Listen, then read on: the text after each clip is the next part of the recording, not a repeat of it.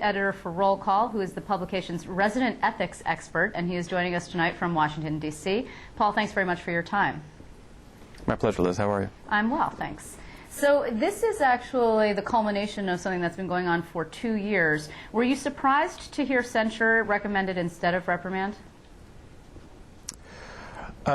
We were not as surprised after a couple of days ago when they made it clear that they believed that Mr. Rangel's sort of senior position in the party means that he has to be held to a higher standard. Once they said higher standard, it sounded like, okay, well, they're leaning towards censure instead of reprimand.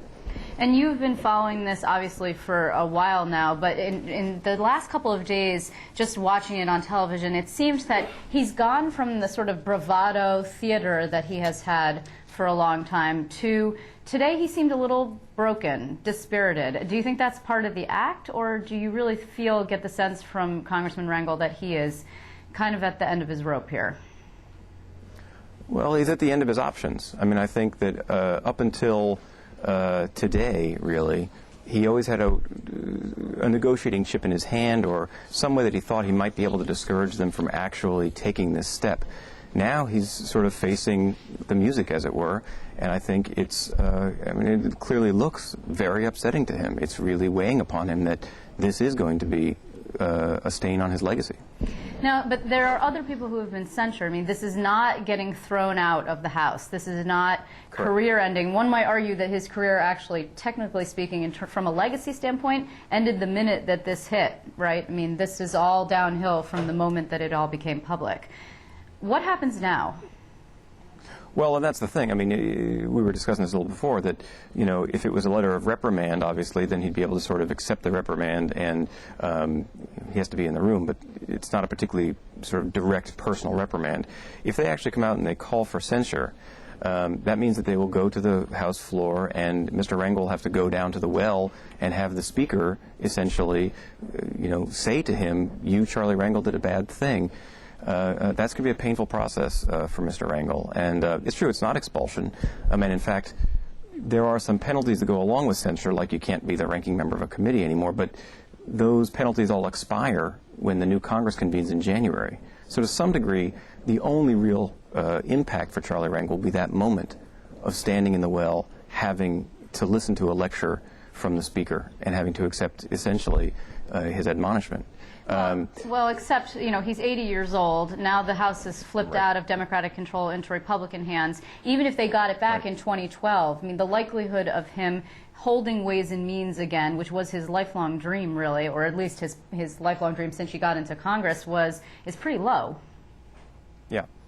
And I don't know much about New York politics, really, but there has been a hypothesis floating around that what Rangel was hoping to do was to stay around long enough to resign on his own terms, at which point he would be able to control, to some degree, through his sort of network, who would be chosen to replace him in the House. In some ways, he'd be able to sort of hand-pick his successor.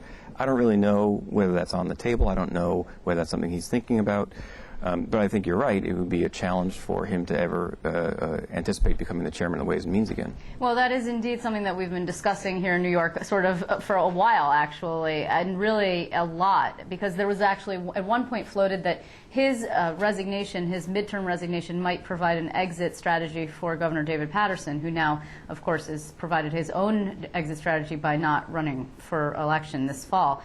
But what is the feeling in Washington, D.C., the general sort of tenor, if you will? I mean, I've heard from New York delegation members, and they're very sad. But what are the other people saying who are not from New York? Are they angry at Charlie Rangel because today there was a lot of talk about how he had disgraced the House. He had brought the House into a place where everyone is embarrassed. And that's the charge, sort of the heaviest charge against him in this whole thing is, I mean, the heaviest charge, by the way, that the House sort of ranks its charges. The heaviest charge of which he's been found guilty is bringing disrepute upon the House. And that is a heavy charge, and I think members take it very, very seriously. Obviously, on the Democratic side, I think you will find significantly more fondness, affection, and support for Charlie Rangel. On the Republican side, they are very upset that these hearings didn't take place before the election. They are saying that even if this is justice for Charlie Rangel, it's justice too late because the voters of New York didn't have a chance to see this play out before they went to the polls. You know, it is still, to some degree, Charlie Rangel remains something of a lightning rod, and particularly Republicans, conservative Republicans, see him as a poster boy for what's wrong with the Democratic leadership, or was the Democratic leadership in Congress. Is there still talk, at some point there was talk about this being something of a racial issue? There was complaints from members of color who said that they felt like they were being targeted. The last X number of investigations into corruption charges were actually all of members who are not white. Is that still being talked about, or has that been jettisoned now that we've gotten to the point where the trial actually is taking place?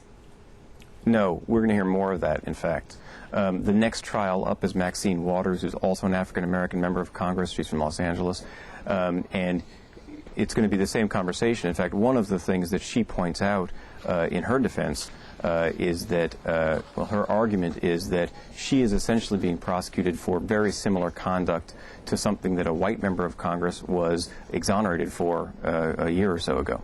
So I think you'll find, particularly amongst the Congressional Black Caucus, a very strong feeling that it is the African-American members of Congress who are being targeted, wildly disproportionate to their numbers in these ethics cases. What's actually fascinating also, though, is that this trial, which is pretty unusual, took place at the same time that Nancy Pelosi was elected to continue leading the conference, albeit in the minority position instead of as Speaker of the House.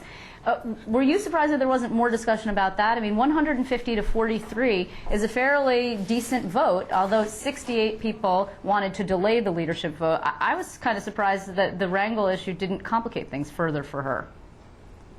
Well, and keep in mind, you know, the Speaker of the House, well, she's the Speaker now, but she'll be the minority leader in the upcoming Congress.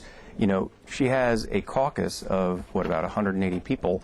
25% of them just said they didn't support her to be leader.